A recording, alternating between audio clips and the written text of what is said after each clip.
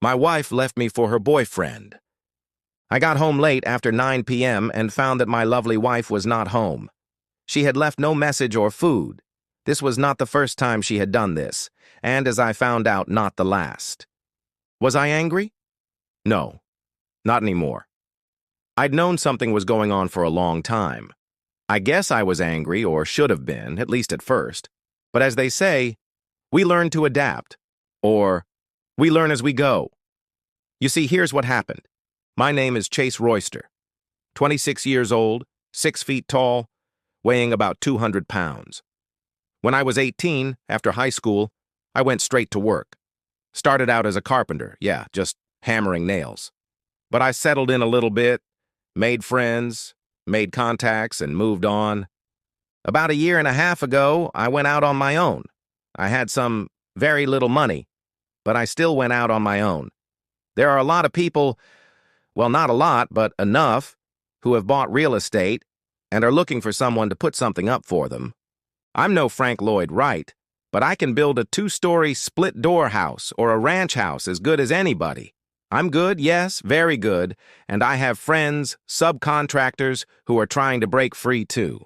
I'm doing good. Okay, you know about me. Why am I late every night? It's June. The weather is nice, and if I don't do it now, when will I do it? Now my wife, a small, pot-bellied, brown-haired, brown-eyed, well-built brown-haired woman who thought she knew me and my schedule.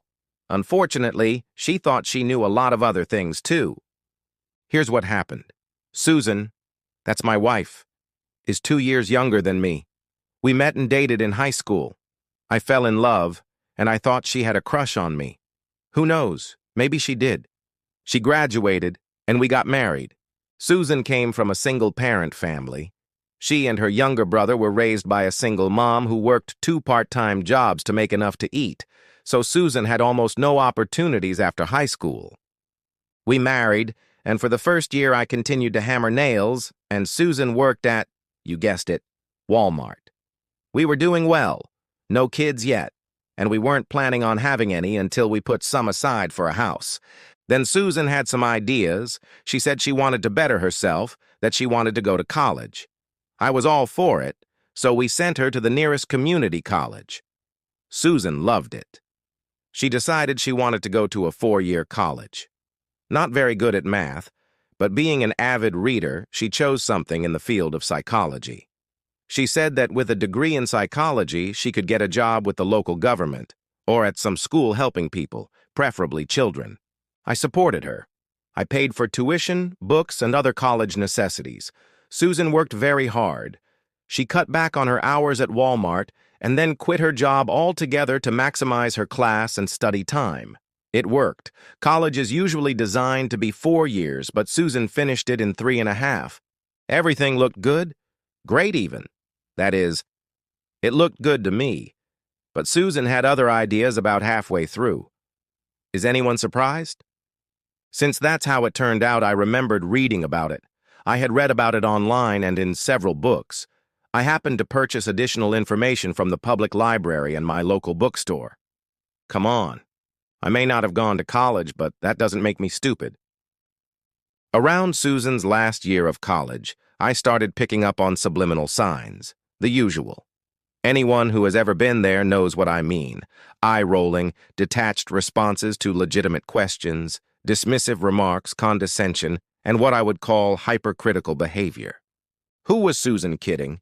She was slowly coming around to the idea that thanks to a few college courses and a handful of term papers, she had gotten smarter and outgrown the man she once loved, but who was still her meal ticket. I've been watching her. I didn't pay attention at first, but as she got worse, I got angry. But I realized pretty quickly that my anger was a useless product. I was only harboring it anyway. Then my anger turned to sadness. Sure, I loved her, but I was young. If she got fever and wanted to leave, I would be upset, but I would accept it. That's pretty much what happened. For now, I'm just babbling on. I'll try to give as much detail as I can about how things started to fall apart. It was fairly recently, maybe a year ago, on a Tuesday night. I got home late and Susan was already waiting for me. She was sitting at the kitchen table in our first house, an older, renovated, self-built house. I walked in the door, and there she was, and she started. "Chase, I know you're tired, but we need to talk." I knew this was going to happen. I even knew who my nemesis was. I pulled a chair over. It was all secondhand furniture. "Okay, honey, what's up?" "Chase, I know we're married, and I know I promised, but I'm unhappy. I want to start dating other people, other men." That was cool. I expected her to ask me for a divorce, but to just go ahead and say she wanted to date. Did she think I was some kind of fool? Some kind of wimp? I sat for a while. I was tired, really tired, and getting into something like what she was up to. If we did that, she'd end up crying, and I'd just get pissed off. This was pointless. I had to answer something, but first I had to pull myself together. I sat like that for about 5 minutes, drumming my fingers on the table and looking at her. It had two effects. It helped me hold myself together, and it scared her. I waited, and sure enough, she broke down and said, "I don't mean sex or anything. I just want to go out. You see, I meet people who have the same interests as me. Some of them get together and have, well, they have these group discussions. Intellectual things. Intellectual things. Group discussions." That was stupid. There were no group discussions. There were no groups of people. It was one man, a psychology professor, not a professor, but a community college professor. I knew him, met him once or twice, nice guy. His name was Ryan Fletcher. He thought he was kinda handsome, and I guess he was. He was about my height, but he played sports, jogged, belonged to a sports club, wore custom-made clothes, drove a sports car, if you could call a late-model Mustang a sports car, and drank wine and mixed drinks, whereas I hadn't had a drink or anything since high school, not even a beer. Come on. Susan wasn't my first girlfriend. There were others I thought I loved too, one in particular, but I thought Susan and I had something. I seemed to be moving toward having a big house and children of my own. I would love to have a little girl who looked like Susan and maybe a couple boys who looked like me. I thought that's what all people wanted. I thought that's what Susan wanted. I guess, becoming impatient and maybe a little wary, she looked at me more closely. "I'm not saying I want to leave you, Chase. I love you. I really do. I mean it. I still do. I just want to get out more, do other things, diversify my life, be more cosmopolitan." I listened. That word, cosmopolitan, was Fletcherism. I heard her use it. Finally, I replied, "You want a divorce. Is that all?" That was all. I put it on the table. I figured she would either pounce on it or let it sit there. She made herself comfortable. Yeah, I caught her at it. I watched as she panted. She blushed, and then she rambled on. No, I want to stay married. It's just..." I don't swear. My mom and dad raised me right. I replied, "You just want to have sex with Ryan Fletcher, that's all?" This time she blushed 50 shades redder. No, I am faithful, and I will remain faithful. I just want to go out more, be with new people." Then she hesitated. She realized I knew more than she thought. "Why did you mention Mr. Fletcher?" I thought, was it Mr. Fletcher? Surely it must have been Ryan or Ryan Cute when they were a couple. I yawned and stretched. "Look, I'm tired. I'm going to bed. Decide what you really want and tell me about it tomorrow night," and added, "Why don't you call your lover Ryan if you need advice?" Then I went further. "And no sex tonight? You're probably full enough as it is." I got up and went upstairs to bed. I guess she followed me later. I don't remember how I fell asleep. Well, not really asleep. I thought about things for a while. The next morning, I got up at the usual time, and she was already in the kitchen. She was making coffee. I rarely ate breakfast. More often than not, I'd stop at Dunkin' Donuts, grab a muffin and a cup of something on the way. Susan had never interfered with my schedule before, so I wasn't expecting anything from her this morning. She always made me lunch, and that was nice, but nothing more than that. This morning I was right and wrong. I went downstairs and she was already up and waiting for me. She said, "Look, honey, I was wrong about what I said last night. I want to take it back. Let's pretend I didn't say anything. I'm happy with you. I don't care about anything else." She stepped forward. I think she expected a kiss and a hug, but hardly. I gave her what I hoped was a haphazard smile. "Never mind. Will you be home tonight?" She grew serious, feigning sincerity. "Of course I'll be home." Squeezing through the back door, I rephrased what I had said the night before. "Good. Then talk things over with Ryan and tell me tonight what you both come to."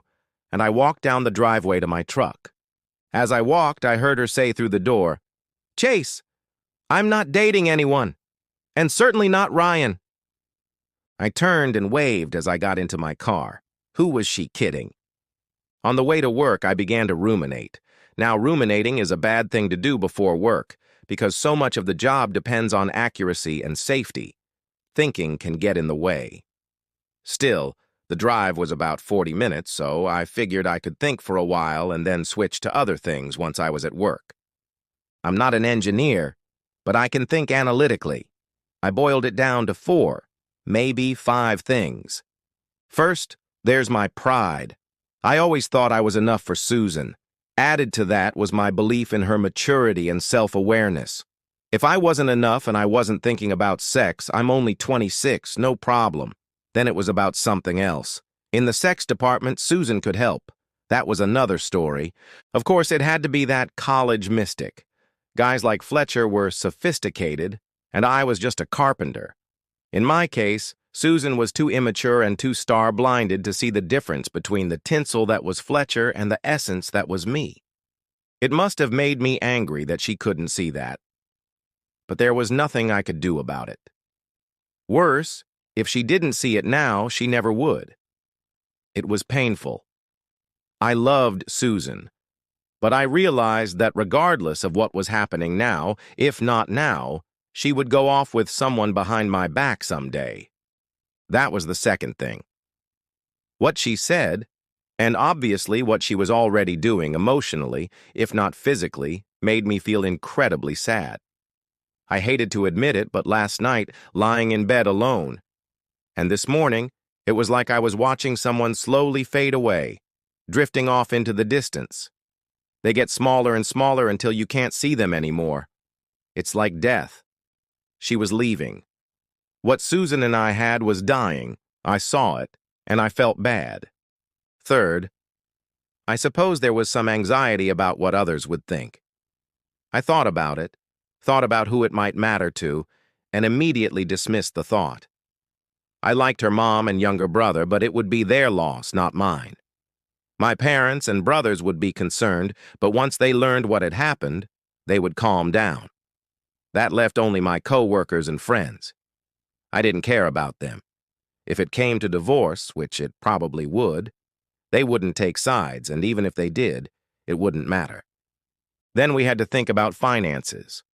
We didn't have much money, and we didn't have children, but in the event of a divorce, my new business could require me to pay alimony, at least until Susan got back on her feet. I didn't like the sound of that, but I figured there were ways around it if I found the right lawyer. And finally, as far as my personal well-being is concerned, I'll certainly have a broken heart. It's already broken, and I'll be lonely too, at least for a while. But no, maybe not. I married Susan because I loved her, but there were other girls. There was one, Ginger McAllister. I asked Susan, but Ginger was a close second. Even better. Since my marriage, Ginger had managed to get married and divorced. I not only thought but knew she had married because I had married. She didn't hesitate to jump into bed with another guy. I wondered if she thought about me when she was in bed with her husband. I bet she was. I know I was thinking about her. Ginger worked as a nurse at the local hospital. She had a job, she had warm feelings for me, and I knew she wasn't dating. She was single. I had a good alternative, or maybe a better choice. That's how it goes sometimes. So I went to work, worked a good day, and went home. When I got home, Susan was there. She had made a delicious dinner and we ate. After dinner, I broached the subject. "Susan, what have you decided?" She reached out and took my hand. "I love you, Chase. I'm sorry for what I said. It was stupid. I guess I just wasn't thinking." "Then," I said, "these group discussions and meetings with other men are off." "Oh, Chase," she began. "I never meant anything like dating. I meant dating other men, which means seeing them in group discussions." I didn't believe a word of it. She and Fletcher had come up with something, but I didn't need or want to make trouble. They would make trouble anyway. I said, "Look, Susan, you got a degree in psychology. Soon, when you get a job, you're going to use it to help people. I don't want to stand in your way.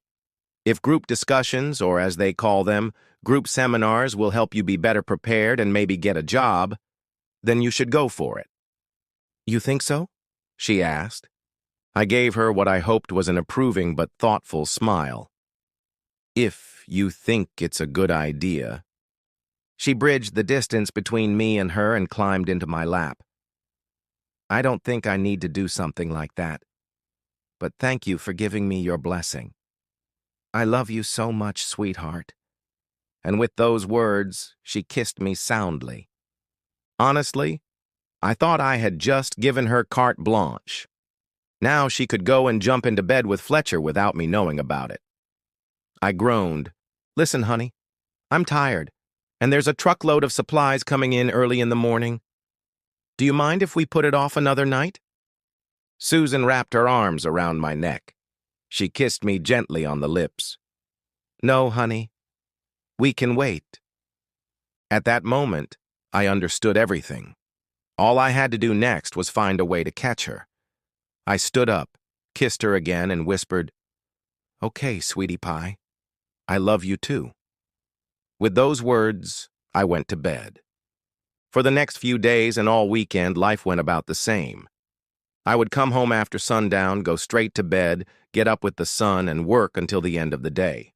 All the while, business kept me busy. For example, Susan never found a job. I was sure she and Fletcher had sex while I was at work, and, equally unpleasant, the thought that what I thought I once had, I no longer had. I figured that sooner or later I would have to pull myself together and do something about it. Finally, I made up my mind. I made one firm and quick decision. I was pretty sure they were having sex there, I just didn't know where. If they used my house, I decided, I'd clear Fletcher's mind.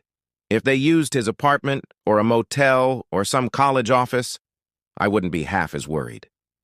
At the same time, I appreciated the fact that this wasn't about Fletcher, it was about Susan. Sure, it was Fletcher, but if it wasn't him, sooner or later it would be someone else. Fletcher was a boor, a creep, a tough student who got an easy job at a small college nowhere, but he wasn't the problem. I needed to figure it out. First, I called the lawyer and set up an appointment and a plan. Then I checked the local directory and found Fletcher's address. Then I examined his credentials, a master's degree in psychology. Not so much after all. Susan's car, her little Nissan, had a GPS. I decided to use it to track her movements. I could keep tabs on her without taking time off work. Susan also had an iPhone. I could connect to it and read all her messages. All I had to do was gather some data and wait for the right moment. When I hired a lawyer, he explained that if we could get Susan to sign a contract, I would probably have to pay, but I could keep her out of my business. Otherwise, he said, I could just file bankruptcy and start over after the divorce. I know that's an oversimplification, but that's how it seemed to me. I've heard of one guy going bankrupt 4 times. I could do it once, and the only person I'd leave unemployed would be me. That wasn't quite true. A few guys could get hurt. Keeping track of Susan's activities was easier than I thought. Every day she left the house around 11 a.m. and went either to the community college or straight to 13710 Maple Crest. Maple Crest was Ryan Fletcher's apartment. He lived on the 3rd floor of an apartment building that was part of a complex built in the 1970s. They had once been nice, but were now much less attractive. I wondered if Susan realized what and who she had gotten herself into. Given his qualifications and what I'd learned about college salaries, this Fletcher was probably at the bottom of the scale. He was probably making about half of what I was making. Worse, if Susan wasn't careful. Of course, that was already a stupid thought. I was on an upward trajectory, and Mr. Ryan Fletcher was probably already close to his peak. Come on. I looked around. Susan's career choice wasn't so much unfortunate as pointless. There were plenty of psychologists with Susan's level of training, and Fletcher was hovering a notch above her. In a way, that made the situation even worse. Susan wasn't stupid. She should have realized that Fletcher's prospects weren't that great. Had she really fallen in love with this guy? Or if she had she fallen so hard that she was willing to give up the comfortable life I could provide for her for what would turn out to be a miserable life at best? Am I really that bad? No, I didn't think so. I figured Susan had fallen in love with the concept, with the idea. Instead of wintering in the Bahamas, which of course is an exaggeration, or enjoying trips to the big cities for shopping, plays, and concerts, or just having fun spending all the money I would make, she would rather have cups of coffee or glasses of cheap wine sitting around talking about how talented and smart they all are. Well, the choice is ours. From everything I dug up electronically, there was one good thing. It didn't look like they were using our house as a love nest. But there was a bad one, a very bad one that caused a lot of pain was her text messages. I am not and have never been what you might call overly sensitive or thin-skinned. Growing up with two older brothers threw all that out the window, but her texts were painful. They really hurt. I've read that the words of an unfaithful lover are rarely true. Maybe they were, maybe they weren't. But it didn't matter. The things she was saying to this Fletcher hurt, really hurt. They were like a knife in my heart, a deep wound through which all that was left of my love was leaking out. So we go back to the night it all started. It was time to pull the trigger. Like I said, I discussed everything with my lawyer. I wasn't trying to hurt anyone. If Susan wanted the sheepskin guy, she could have him. I'd move on. I'd be fine. Before I went to bed, I left a note on the table. I wanted to get it over with before I left for work in the morning, but it didn't work out that way. I was just about ready to fall asleep when I heard the sound of a car and then saw the headlights as Susan pulled up in front of the house. I looked out the window. It was Susan, and she wasn't alone. I put my shorts on over my boxers and walked down the stairs just in time to see Susan and Ryan Fletcher enter the house. Wow, I thought. What is this? Susan saw me, and I wrinkled my nose slightly. I also saw Fletcher squeeze her hand, either in rebuke or encouragement, I assumed. Susan looked up at me. I was still standing on the stairs. She said, "Chase, I'm glad you're still awake." I nodded. "I see you brought a guest." Susan took the guy's hand. "Yes, Ryan and I would like to talk to you." Wow, I thought. The chickens have come home. I grinned. Did we win the lottery or something? Susan gave her best and well-rehearsed look of sincerity.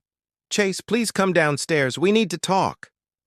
Without saying a word, I slowly made my way down the stairs. Whatever it was, and I knew it, I wasn't going to make this any easier than it needed to be. I reached the bottom. "Okay, what's wrong?" Susan replied, "Can we go into the kitchen?" I said, "Sure, why not?" As we walked in, I calmly looked Mr. Ryan Fletcher over from head to toe. He looked like he was expecting something, probably trouble. I laughed inwardly. He really was clueless. We made our way to the kitchen and sat down at the table. It was their show, so I waited. After a minute or so, Susan started. "Chase, I'm kind of leaving you."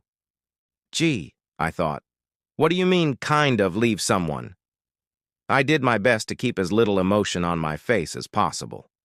Judging by the look on their faces, I think I succeeded, and I replied, "How do you want it to happen?" Fletcher opened his mouth. Susan and I were thinking. I interrupted him. Right now, this is between Susan and me. When we're done, you two can pack her things. I'll even help. I looked at Susan. So how are we going to do this? She looked surprised and hurt as she replied, You didn't have to say that to Ryan. He's only here to help. I could have said a lot of things in that moment, but I remembered the movie The Godfather. Never let them know what you're thinking. As calmly and evenly as possible, I said, You said you were leaving me. I understand. He's here to help. I understand that too. He'll help you pack your things when you and I are done. Now I'm asking the question again. How do we do this?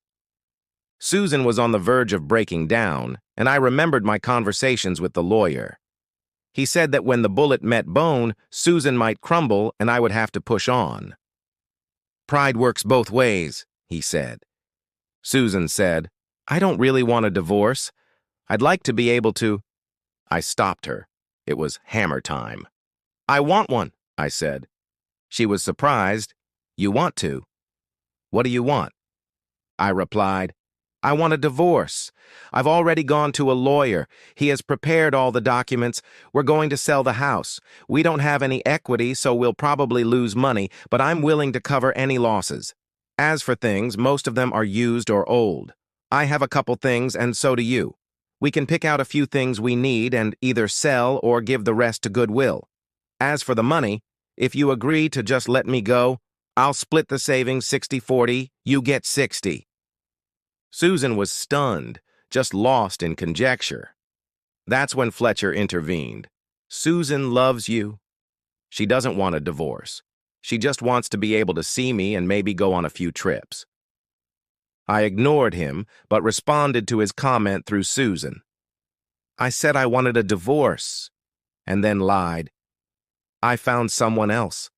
I want to move on with my life. She looked shocked. Totally shocked. You found someone else? I continued my story. When I found out about the two of you, I realized it was over between us and I moved on.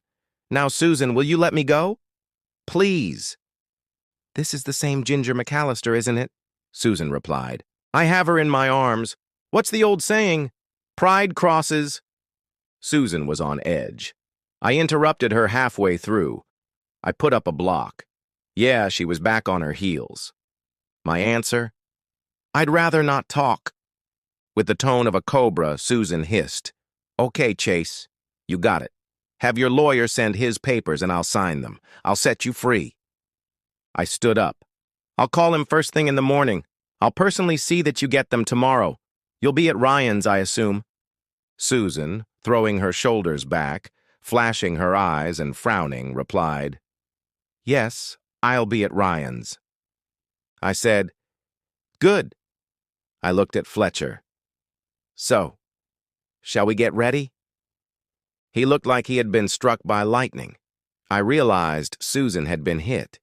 He said, Well, I guess. I said, Okay, let's get started. I looked at Susan. You get your toiletries.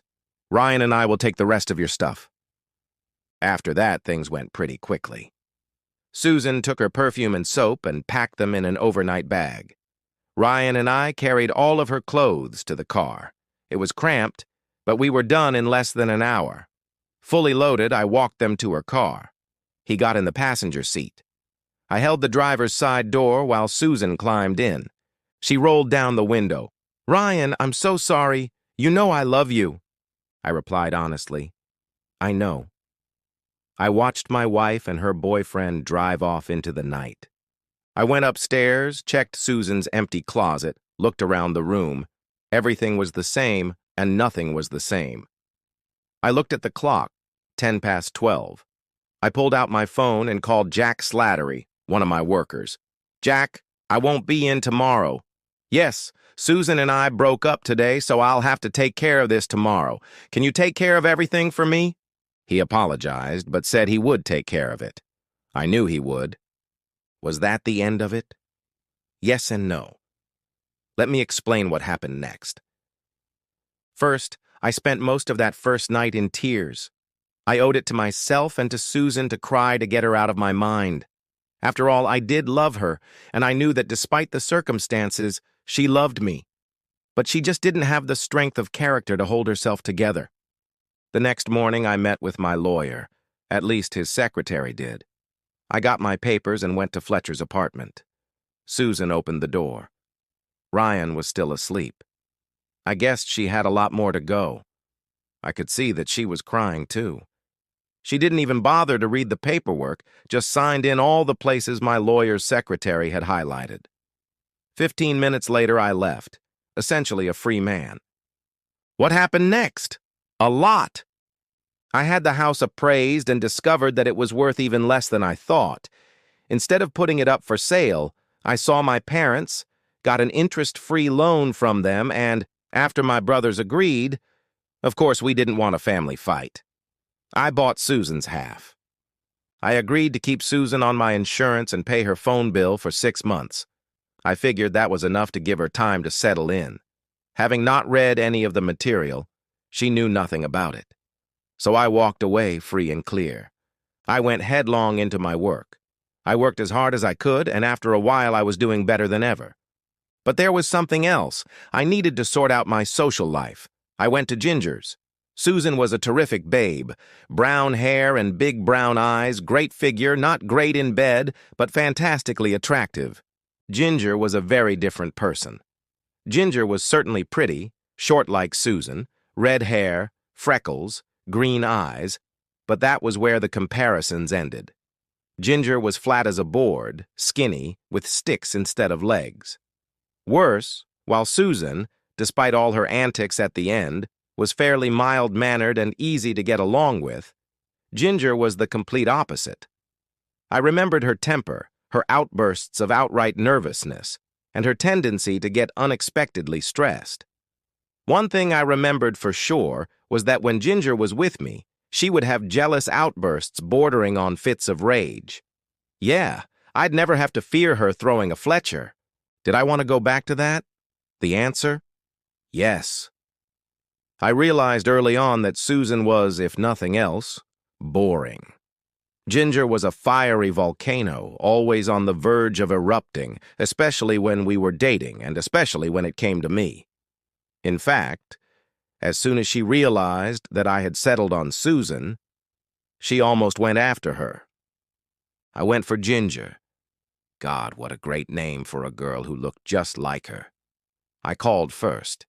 She wasn't thrilled to meet me, but eventually agreed. We set a date for dinner. I drove her to the Olive Garden. I picked her up and forgot how gorgeous she could look. Hair braided into a long braid down her back, big green eyes, pale brown eyeshadow, long lashes, small dainty hands, clear nail polish, and the clothes she was wearing were killer. And then she opened her mouth and I fell in love all over again. How could I forget the melodic tones of her soft, gentle voice? It was like the sounds of morning spring, like bird song, like the joyful, lyrical song of a nightingale. She was quite quiet until we entered the restaurant and were seated. Then she pounced on me. "What?" she said. "Got bored with that bimbo and decided to come to me, back to the background?" The nightingale turned into a hawk. It was magnificent. I loved it. I answered her, "That's it. Now how about this?" She verbally stabbed me right in the heart. "You know I was already married, so you missed my cherry." I remembered that. Being Catholic to the core, I didn't get any when we were dating. I replied, "That's okay. I'll take sloppy seconds." She still wasn't finished. "This time there will be no refunds. A penny for a pound." I replied, "I'll take what I can get, even if it's leftovers." Then she finished me off. "My first marriage was an elopement," she said. "This time I want it to be like a fairy tale." I was ready. "Do you want to eat first or go pick out a ring?" She rose to her feet, laughing. "Go ahead, asshole."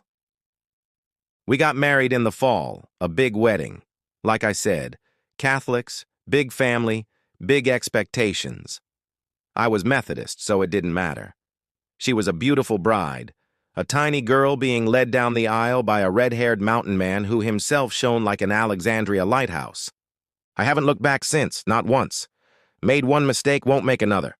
So what happened to Susan? Ryan loved her. He just didn't want to marry her. Poor stupid Susan tried the oldest, dumbest trick in the book. She quit the pill thinking that if she got pregnant, he'd give up. She got pregnant, but he went off to the mountains. Ginger and I see her from time to time.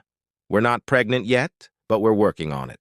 Poor Susan, not going anywhere with her psychology degree. She's 5 months pregnant, and yes, she works at Walmart. I tell everyone it's not my fault. I feel a little sorry for her. She's a mom now. And me? Sounds like it's a happy place. Yes, indeed, life goes on. The end. Subscribe to my channel. Thank you.